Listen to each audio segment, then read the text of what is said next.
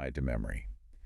But the key memory, the one that could unlock the full potential of his power, it's kind of shrouded in this fog. He can't fully access it. Right. And that's a direct parallel to the ways in which slavery sought to erase history, Yeah. to break connections, to sever the ties that bind people to their past. Exactly. Coates isn't just telling something. Welcome to Witter.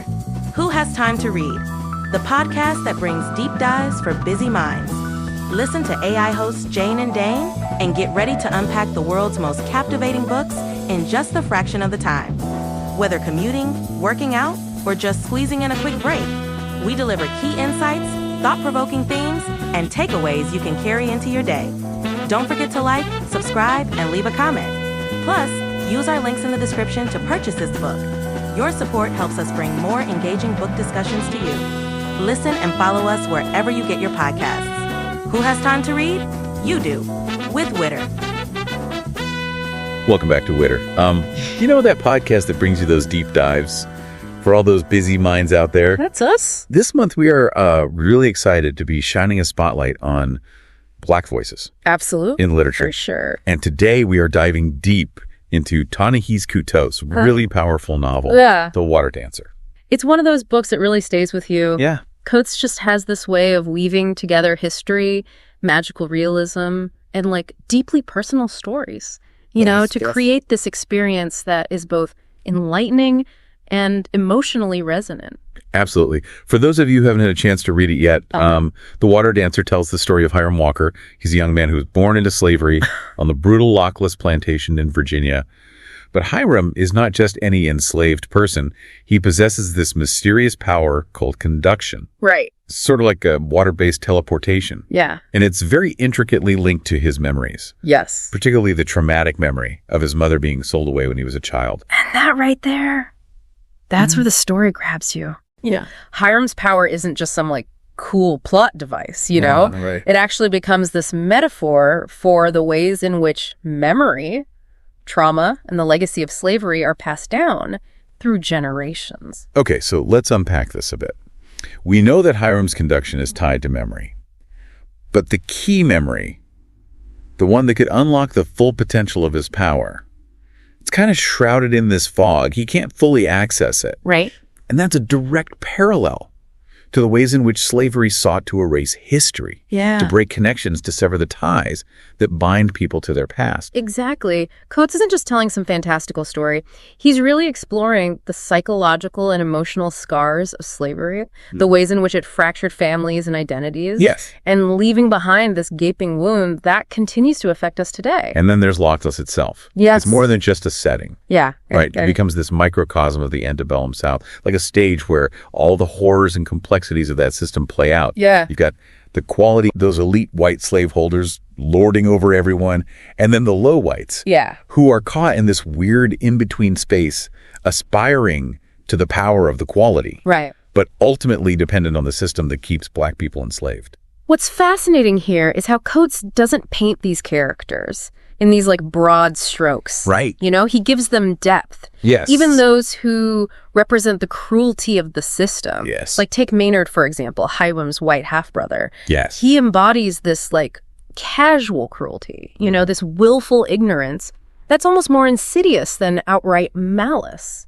Maynard was really tough to read about, Yeah. but his character really highlights the way complicity functions. You know, Right. He's not like this fire-breathing villain. Yeah. But he benefits from and perpetuates the system without truly acknowledging the harm it causes. And through characters like Maynard Coates, forces us to confront those uncomfortable truths about ourselves and our history. Yes. He's asking us to look at the ways in which we might be complicit in systems of oppression, Right. even unintentionally. So Hiram eventually escapes Lockless and joins the Underground Railroad, which, let's be honest, is always a thrilling part of any story about this period.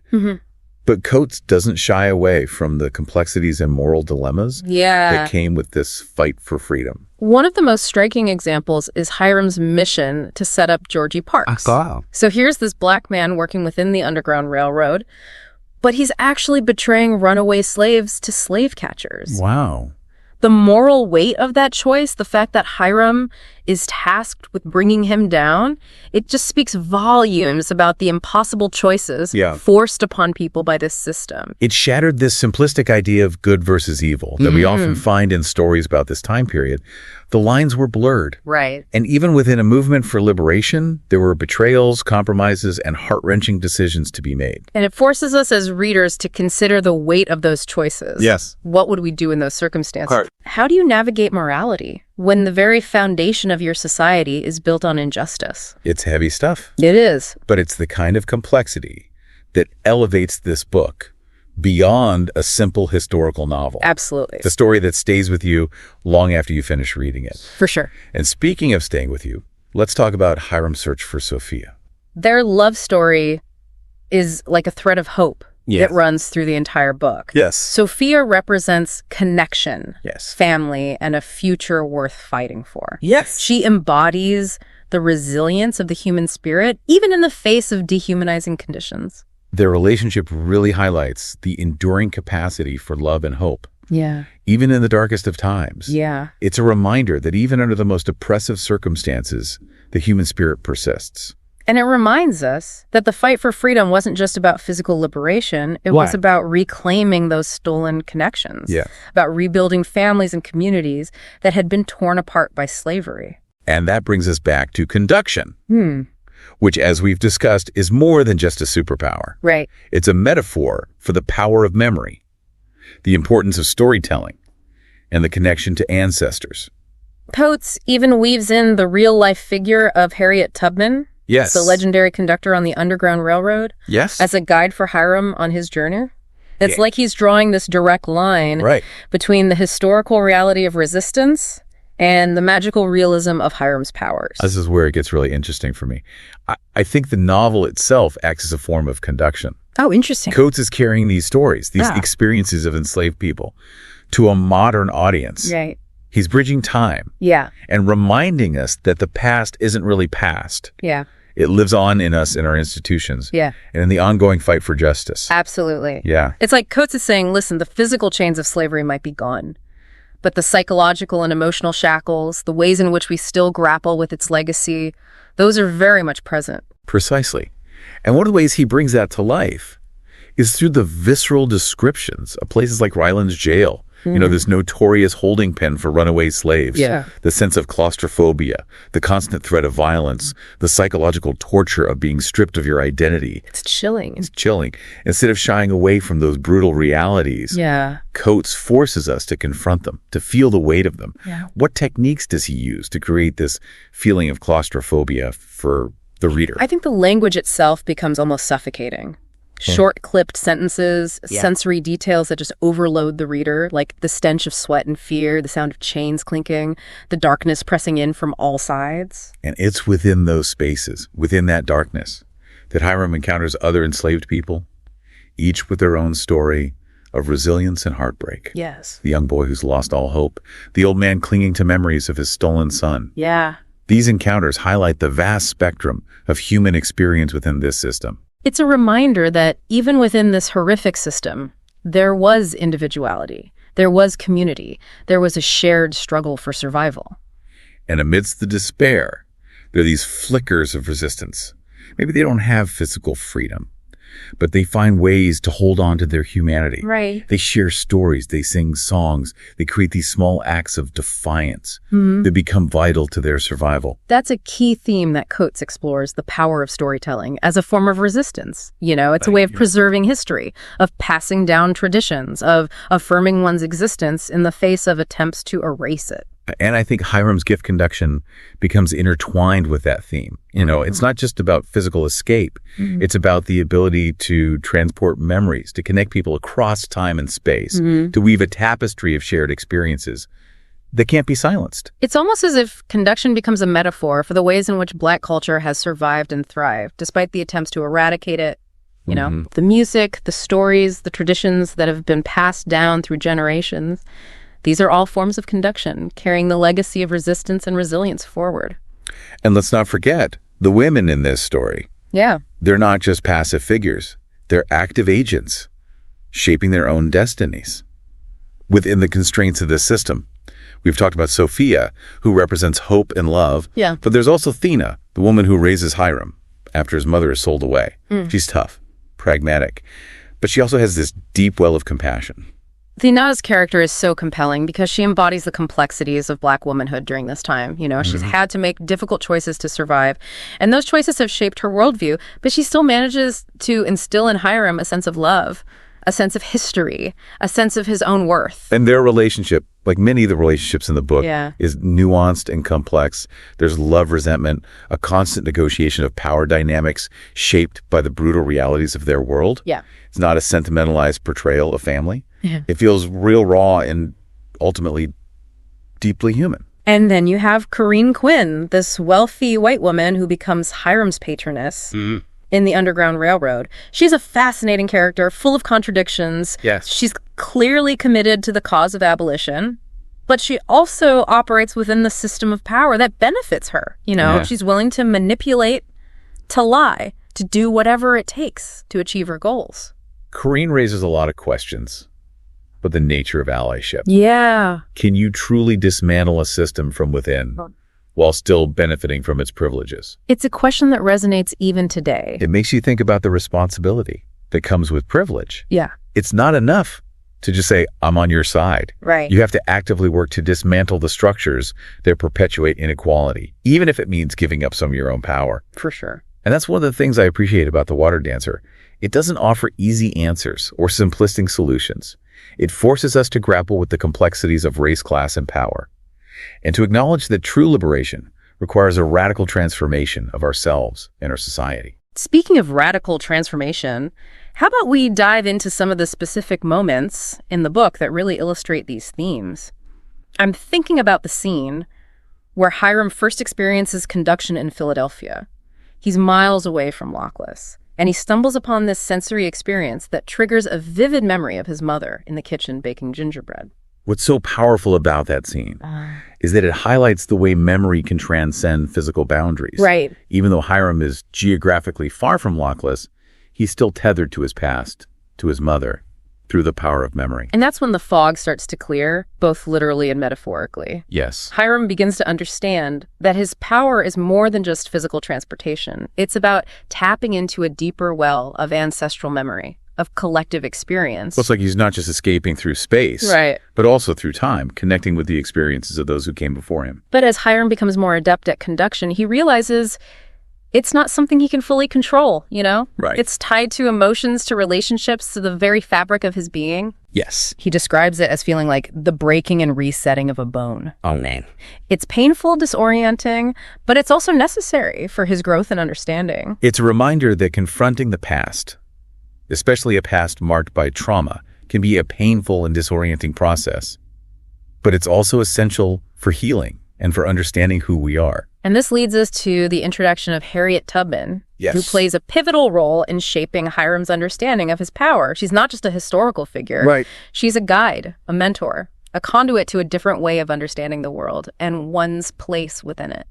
The way Coates portrays her is almost mythical. It is. She has this aura of power, this connection to something ancient and profound. Yeah. It's like she embodies the collective strength and resilience of Black people throughout history. Do you think Coates is intentionally blurring the lines between history and myth with her character? Absolutely. I think he's elevating her to this almost mythical status to emphasize the power of belief, the power of hope, the power of collective action in the face of overwhelming odds. She becomes a symbol of the enduring spirit of resistance that has carried Black people through centuries of oppression. And she challenges Hiram's assumptions about conduction. She tells him, that's not how it worked for me. Right. It's a reminder that there are multiple ways of experiencing and expressing power, and that sometimes the most profound journeys are inward, not outward.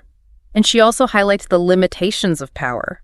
When Hiram asks why she doesn't use conduction to rescue more people, she says to tell a man a story, you got to know how it ends. Wow. It's a recognition that even with extraordinary abilities, you can't control everything. There's fate, there's circumstance, and there's the understanding that freedom is an ongoing struggle, not a destination. That's a profound insight. Yeah. It's not enough to just break free physically. Yeah. You have to also break free mentally and emotionally. And I think that's why the book ends the way it does. It's not a neat, happy ending. Yeah. Hiram is still searching, still fighting for his own freedom and the freedom of others, and he's starting to understand the true depths of his power and the responsibilities that come with it. He's on this journey of self-discovery, of reclaiming his past, of understanding his place in the larger fight for liberation. Which is why I think it's so important to discuss the complexities of Hiram's experiences on the Underground Railroad. Yes. The moral dilemmas, the encounters with other runaway slaves, the glimpses into the network's operations. What resonated with you the most? For me, it's the constant tension between hope and despair. Yeah. That permeates that part of the story. You know, Yeah. These people are risking everything for a chance at freedom, but they're also facing unimaginable dangers and betrayals along the way. What about you? It's the way Coates highlights the collaborative nature of resistance, you know? Yeah. The Underground Railroad wasn't just about individual acts of courage. It was a network of people, black and white, risking their lives to help others escape to freedom. It's a reminder that the journey to freedom is rarely straightforward or simple. There are setbacks, compromises, and the constant weight of knowing that for every person who escapes, countless others are left behind. And that brings us to Hiram's return to Lochless, you know. It's supposed to be this homecoming, but it's anything but. The plantation's crumbling, the land is depleted, and the remaining enslaved people are living under this cloud of fear and uncertainty. It's like a ghost story, you know? Yeah. The past is haunting the present, and no one can escape its grip. Even though slavery is in its twilight years, the scars it has left on the land, on the people, are still deeply felt. And then there's the revelation about Sophia. Right. She's given birth to a daughter, Caroline, but the father is Hiram's own father. Wow. It adds another layer of complexity to this already tangled web of relationships. What does this reveal about power dynamics and family structures within slavery? It just underscores the absolute control that masters held over the lives of enslaved people. Yeah. Sophia isn't just exploited for her labor. Her body, her very ability to create life, is subject to the master's whims. It's a brutal reminder that even the most intimate aspects of life were not sacred under this system. Yeah. And it complicates Hiram's feelings about his father. He's not the stereotypical cruel slaveholder, but he's still complicit in a system that allows for this kind of exploitation. It forces Hiram and us as readers to grapple with the nuances of morality within a system that is inherently immoral. And despite the complexities, Hiram makes the incredibly brave decision to conduct Sophia and Caroline away from Lochless, risking everything, to give them a chance at a life free from that kind of violation. It's a powerful moment of defiance, a rejection of the power structures that have defined their lives for so long. It speaks to the enduring strength of love and family, even in the face of unimaginable obstacles. And yet, even as Hiram helps others escape, he's still wrestling with his own demons, you know? Right. He's haunted by the memory of his mother, the trauma of her loss, and the fog that obscures his full understanding of conduction. This internal struggle feels so relatable. We all have those memories, those experiences that we try to bury to avoid confronting. But as Hiram's story shows us, true freedom requires facing those demons, even if it's painful. It's a reminder that freedom is not a one-time event. Right. It's an ongoing process, a constant struggle to break free from the chains of the past, both internal and external. And that's beautifully illustrated in the scene where Hiram finally confronts the truth about his mother's disappearance. Talk about a powerful scene. He conducts Thina, the woman who raised him, back to the site of his mother's sail. And through the power of shared memory, of storytelling, they begin to piece together the missing fragments of his past. It's like the fog finally lifts, and Hiram is able to see his mother clearly, to remember her love, to honor her sacrifice. It's a testament to the healing power of storytelling, of shared experience. It allows him to reclaim those stolen memories, to piece together a more complete picture of his own identity. And in that moment of clarity, Hiram realizes that conduction isn't just about escape. It's about connection, about bridging the gap between the past and the present, about carrying the stories of those who came before him. It's a profound realization that gets to the heart of what Coates is trying to do with this novel. You know, he's reminding us that the past isn't dead. It lives on in us, in our stories, in the ways we understand ourselves and the world around us. So as we wrap up this deep dive into The Water Dancer, I think it's important to reflect on what this book has to teach us about the Black experience, about the legacy of slavery, about the ongoing fight for justice. It's a story that's both specific to a particular time and place, but also universal in its themes of love, loss, resilience, and the search for freedom. It's a reminder that even in the face of unimaginable adversity, the human spirit persists. And it challenges us to confront the ways in which the past continues to shape our present. What are we doing to dismantle the structures of inequality that still exist today? How are we honoring the sacrifices of those who came before us? These are questions we should all be asking ourselves, not just during Black History Month, but every single day. And what better way to engage with these questions than through the power of literature? I encourage all of our listeners to seek out more works by Black authors, to listen to their perspectives, to challenge yourself to learn and grow. Because ultimately, understanding the Black experience is about understanding the human experience, and that's a journey we should all be on together. Thanks for joining us for this deep dive into The Water Dancer.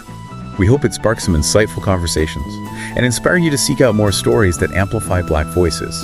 Until next time, keep those minds sharp and keep reading.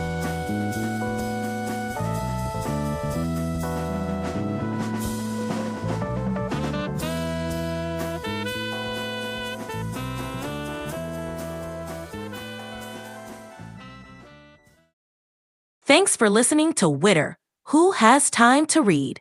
Produced by One Media. Please support the author by purchasing the book or audiobook using the link in the description. It's a great way to help keep the art of writing alive. And stay in the loop. Subscribe to our newsletter for updates on weekly deep dives. And don't forget to share your thoughts or suggest our next deep dive at witterpodcast@gmail.com.